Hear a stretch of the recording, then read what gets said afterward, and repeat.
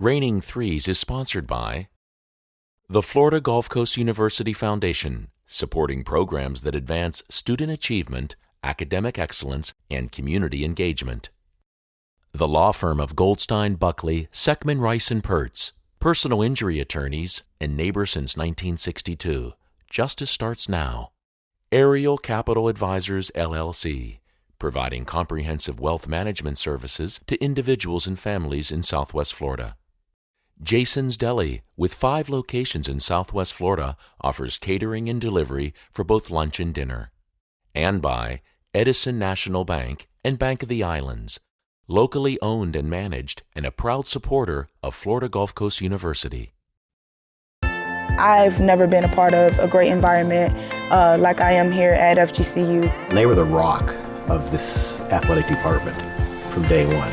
Eagles on 3, 1, 2, 3. Eagles! I think they're going to take us to some pretty exciting places. A hometown favorite long before Dunk City, the FGCU women are now emerging on the national stage alongside NCAA giants. I really just wanted to be a part of a winning program, and that's what I saw down here at FGCU.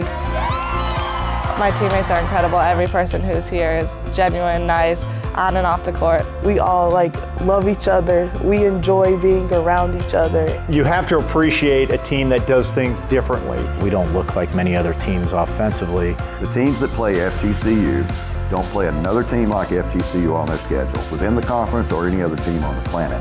They are really close to being a perennial Sweet 16 program. We have to deserve this. We have to earn it.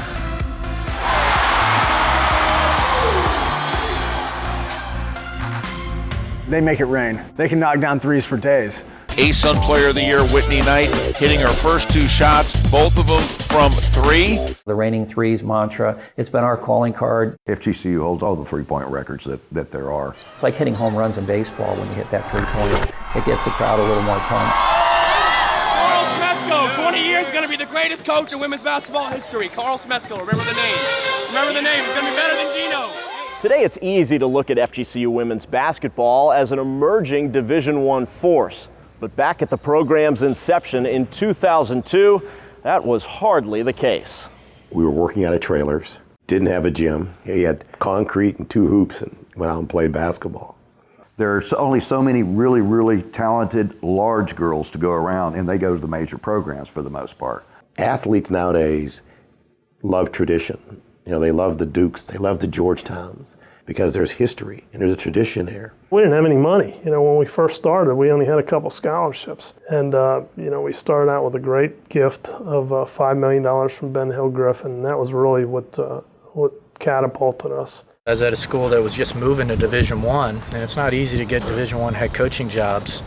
And a lot of people ask me, how could you go to a place that doesn't even have basketball yet? And I never really looked at it that way. I saw it as, how many times do you get to start a program from scratch? Carl is he's a son of a coach, summa cum laude at Kent State. He's brilliant. He's absolutely brilliant. His philosophy and his techniques of what he teaches are done in a way that are not traditional. Yet he is very traditional in terms of old school habits. I'm sure it comes from being around a dad who was a coach.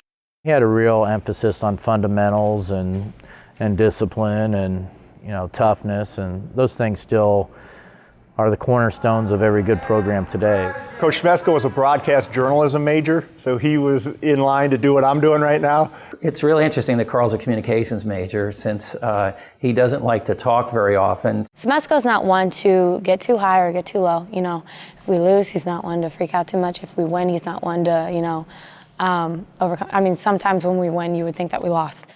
I got here my first year. I happened to see a picture of the 34-1 team that was runner-up in the Division II, and I couldn't believe everybody was smiling but Carl. You would have thought they took the picture after the game, and he still was trying to get one more play in. He has some good jokes sometimes, and sometimes he has some really bad jokes, but we still laugh at them, even if they're bad. Whenever I show my butt to the ball, I'm closing down. Whenever I show my heart, I'm opening up. It's my heart. Okay. When I first came here, there was no Alico Arena. The challenge is, you are developing history. When we got out there, it was just a bunch of trees. There were 4 buildings on campus and a bunch of trees and a vision. I can remember walking out into those trees and grabbing one of the trees and ripping it out of the ground. Smesco comes in with a tree one day in the trailer, and he said, boys, we're ready to start building. And that was it. That's when we started, Alico Arena started going up. They were out beating the bushes, trying to find, players to come and be the initial team here at FGCU. It's about recruiting. That's what makes Smesco's job so tough, and what makes him one of the best coaches in the country is the fact that he is able to bring in some high-quality athletes, but what he's able to get out of them is even better. How were you able to attract players back in the early 2000s? At first it was just showing them the dream. Some saw it, some didn't, right. But the ones who did, I think, really benefited of being a part of something special so early. In the community, we had to prove ourselves so everybody would get behind us. We always told them, invest in us. You may be a Purdue fan or a Michigan fan. Take a 0 off the end of what you give them. Give it to us, and we're going to do something special with it. And I think we did. Their fan base is hardcore. I mean, they've got 2,000 fans that will show up on Christmas morning if that's when the FGCU women are playing. Years ago, before the men's basketball program really got going, how we'd have double headers, and we're playing the women's game second, really almost as a way to get some people to come watch the men. After every game is over, Carl waves to the fans. First thing he does. We've always included them as part of what we do, and I think they appreciate it, and they get to know the players a little bit and get to see them grow up, and excited to see them back at a game after they graduate. So it's just something we started, and really we haven't had to talk about it much after that. It's just what we do. Come on down here and talk to our kids. It means a lot to us, to stay after the game and talk to them and hug them, because they give us so much energy. Fans just adore that. We've got fans that really have taken ownership of these players. They feel like they know them, and they actually do know them. And it's just created an incredible closeness here. You don't go to a lot of women's programs and see the kind of fans that we have and the relationships that we have with them. We're family. We're all family here. We know that they love us, so we want to go out and we want to play for them. And just knowing that they're behind us just really motivates us to work as hard as we can. When you have fans that love you and cheer for you, man, you may be feeling tired with like 4 minutes to go, and you may be down by 2 or 3 points. But when there's people you hear that go Eagles, that adrenaline can kick in and take you to another level. Just to know that they care about you other than basketball, it's an amazing feeling, and I definitely think we have some of the greatest fans, in college history of basketball. Having impressively surmounted many of the program's initial challenges, one arcing question still remained. How could a David possibly compete with the Goliaths of the NCAA? Coach Smesco had a purpose when he took the job early on, that we're not going to be able to succeed and accomplish the types of things that we want to do if we do it like everybody else. He lives and breathes with 5'10", 5'11" players that can dribble and play defense and shoot the three.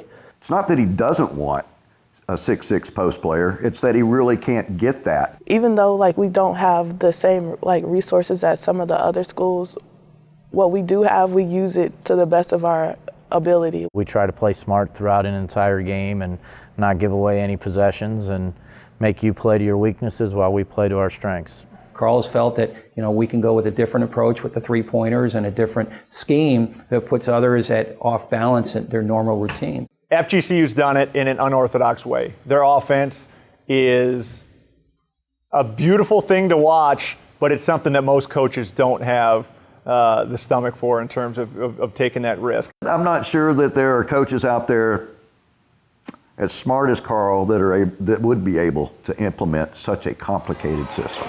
The purpose of basketball is to get the defense off balance and keeping them there until you get a good shot, and FGCU exemplifies that wonderfully. You cannot emulate his offense in a practice because you just can't. FGCU usually plays with 5 guards on the court at the same time. They rarely pass the ball into the post, and they just about never take a shot that isn't a layup or a three-pointer. That's what Carl Smesco's been doing for his whole career, spreading the floor, and he wants layups or three-pointers. I mean, why shoot anything else? Shots from this area, the mid-range, pretty much never happen. The mid-range jumper is the worst shot in the game. The Eagles need dribble drives to be successful. That leads to layups and kickouts for three. The three-point shot is very much the key to what they do, whether they shoot it or not, because it opens everything else up. FGCU usually has all 5 players who can shoot a three. And when they're open, they get yelled at if they don't shoot the three. To create the kind of shots we want, we have to have 5 people working together, moving to create shots. And what I say the most is just move or screen or just getting kids to keep working and moving and making them guard some actions. He runs a high motion offense, very, very unique sets. Now everybody is slowly copying it. They don't run it the exact same way that he does, but more and more people are working outside in. And he was certainly one of the first to build an entire program on it. We want players that really love basketball, that they're motivated and self-motivated at that, to get better, who want to learn the game. We actually learn how to play basketball. We learn like the ins and outs. We learn all the details. A pick and roll is a pick and roll, but his system's a little different than that. A lot of times individuals have to take a year or so almost to get used to how to run the offense that he has. He teaches the game and understands the game at a level that most people can't comprehend. He wants smart players. He's a teacher, but he only would prefer to teach it 1 or 2 times, not 7 or 8. It's not a system of being, you can't be selfish. It's bigger than just you. The players are unselfish, and you got to give credit to Coach Schmesko for that. He's really gotten a great team buy-in from his gals. They may have, ponytails and, they smile a lot and their grade point averages are outstanding. And so you think, oh, well, they're just, nice players, nice women. They're tough. I've never been one to really yell at players. We don't call kids names, but we do have a high expectation of what your level of performance is. If we're not doing what we're supposed to do, he's going to put us on the line, we're going to pay for it, and then we're going to get back out there and do what we need to do to win. Every player that has bought into this system over the course of time has gotten better. It all goes back to Carl. It just really goes back to Carl. A quality roster and capable helmsmen in place, the program worked its unique system, and accomplishments and acclaim began piling up. Winning with good people and winning in exciting fashion is pretty much the staple of that program with a gentleman who's done it from scratch. We've won a lot of conference championships, and then one of these is the regional championship when we were Division II. I think that was a big moment for our program. That was the year we went to the national championship for Division II.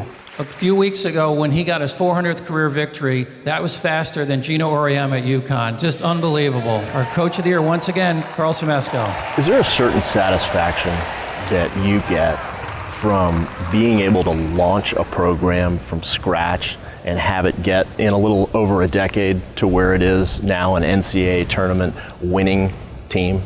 I don't really look back at what we've done too often. I've always been, the mindset of, how no matter how beautiful the past is, it's always an ugly place to live. So I'm always thinking about the next thing, the next season, the next game. After a decade spent tenaciously overcoming obstacles and pursuing excellence, the 2011-2012 Eagles finally reached the NCAA tournament, debuting at the Big Dance a full year before their men's counterparts. In 2014, the Eagles earned their second trip to the NCAA tournament. There, they suffered another heartbreaking first-round overtime loss, falling to Oklahoma State. They just came at us hard and took it away. Despite losing the program's all-time leading scorer, Sarah Hansen, the team retained the bulk of its veteran leadership. So the 2014-15 season was filled with promise. The game was the second Saturday in January. First conference game of the year, they hosted Stetson. This was going to be Stetson's moment. They were going to topple FGCU, and they had them. Led by 9 with 6.5 minutes to go. And then FGCU let them score 1 point the rest of the way. And the Eagles won again. And that changed everything. Those women realized nobody's going to beat us. They only lost twice. And then they won 26 in a row. They weren't winning a lot of those games by 2 to 5 points. They were winning by double digits and sometimes extreme double digits. If we stay focused on the right things, it makes it possible for you to put together a streak. When you're not really concerned about the streak, you're more concerned about day-to-day improvement. A win in today's A-Sun final over Northern Kentucky will be FGCU's 30th of the season, and it will mean another banner gets lifted to the rafters here at Alico Arena.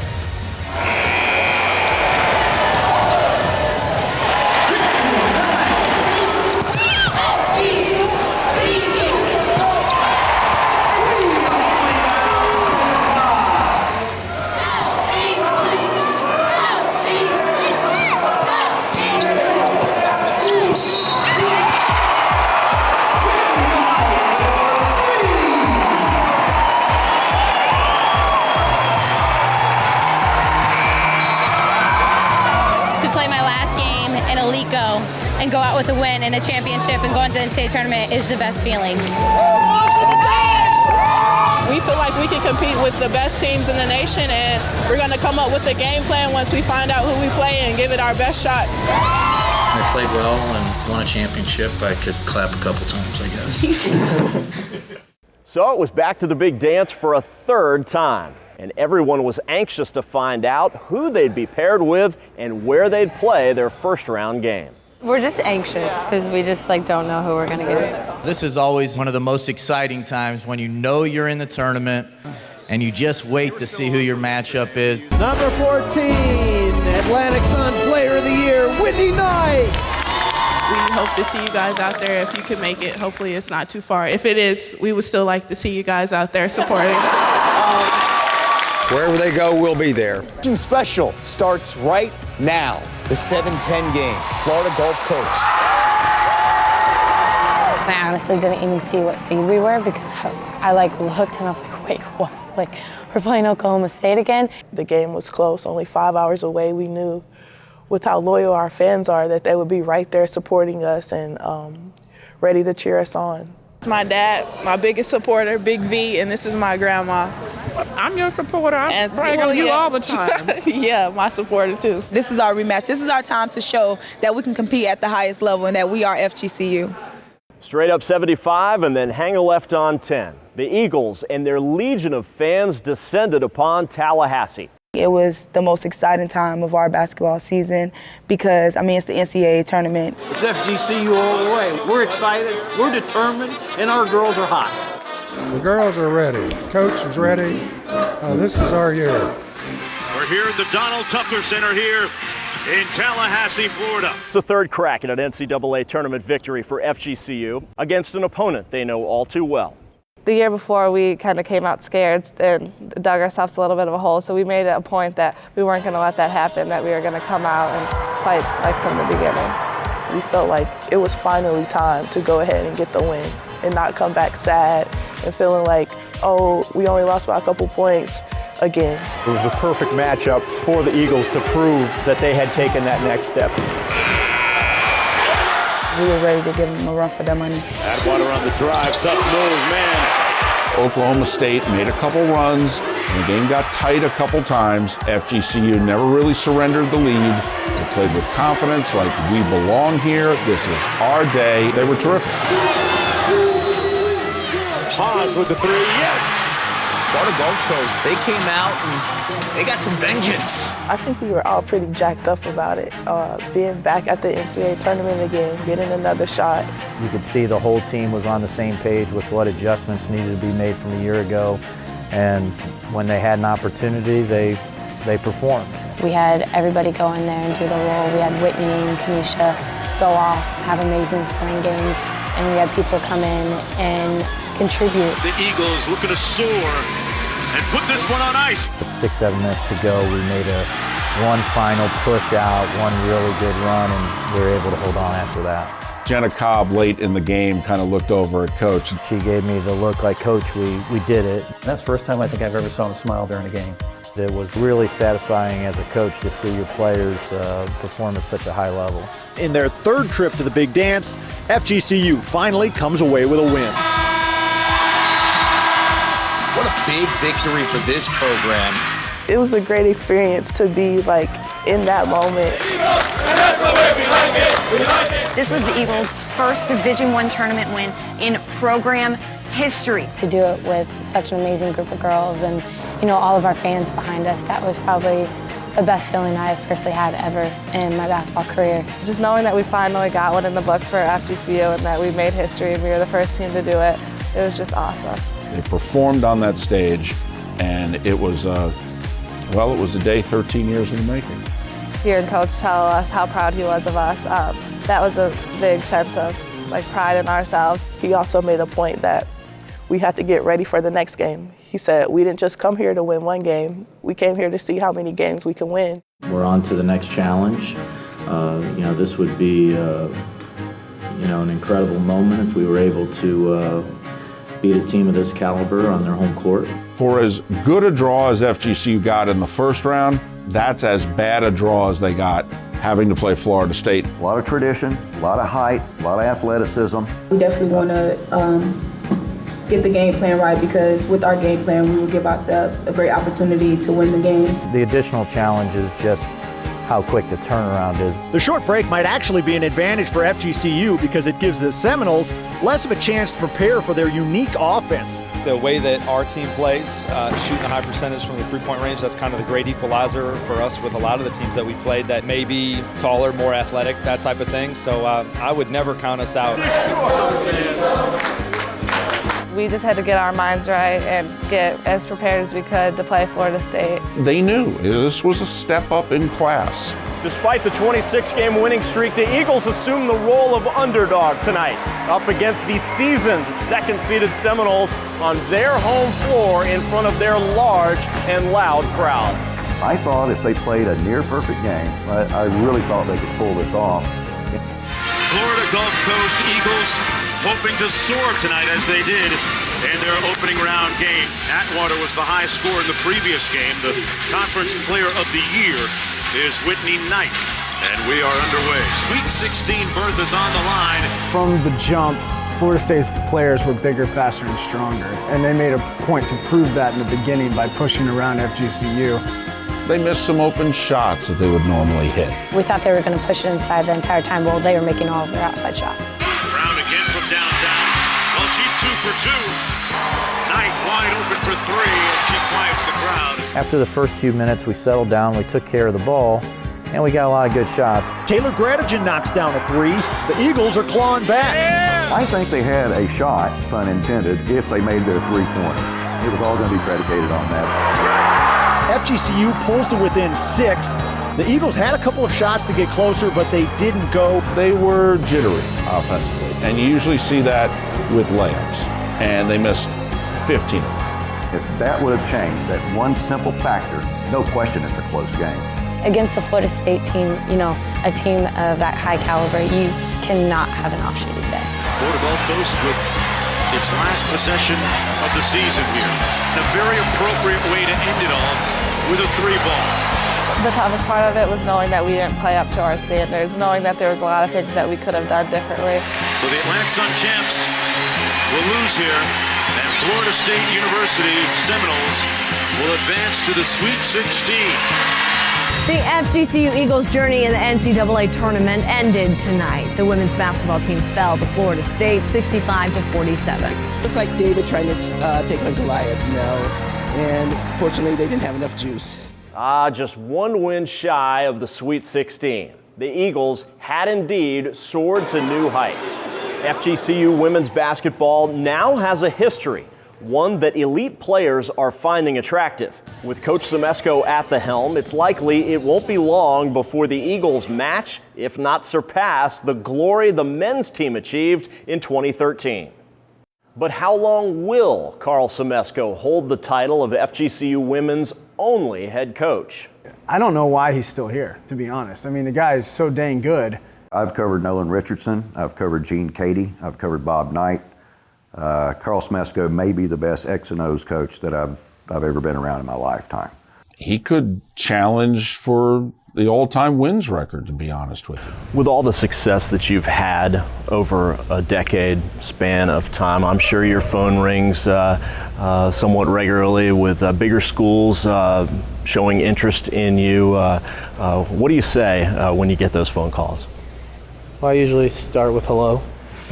Everybody knows that college coaching is one of those things where when you have success and you get interest from other teams and then you possibly leave because there's more money out there in different universities. The only thing that would interest me is something where you'd say, hey, you got a chance to win national championships year in and year out. My goal is to retire in a time when either Carl's retiring at the same time or, Carl retires a few years later and there's a statue of him out in front of the arena. This year it's especially easy to be loyal because nobody's contacted me. And FGCU can only look up into the heavens and go, thank you, thank you. So FGCU and its fans can rejoice. Coach Semesco is once again at the helm, and this could be the season that the Eagles make their deepest tournament run yet. We say it every year that this could be the best one yet, but this really could be the best year yet. Let's be real here. There's a lot that is coming back, and the next season really could be the culmination of everything he's worked for in terms of a team that could win not one, but two, maybe three NCAA tournament games. It's only right that we push up the goals, which would be like trying to go to the Sweet 16. The standards and the expectations keep raising, and we want those expectations and we want to try to meet them. Don't be surprised if they achieve even more than what they achieved last year, which is saying something. FG! We love you guys, yes!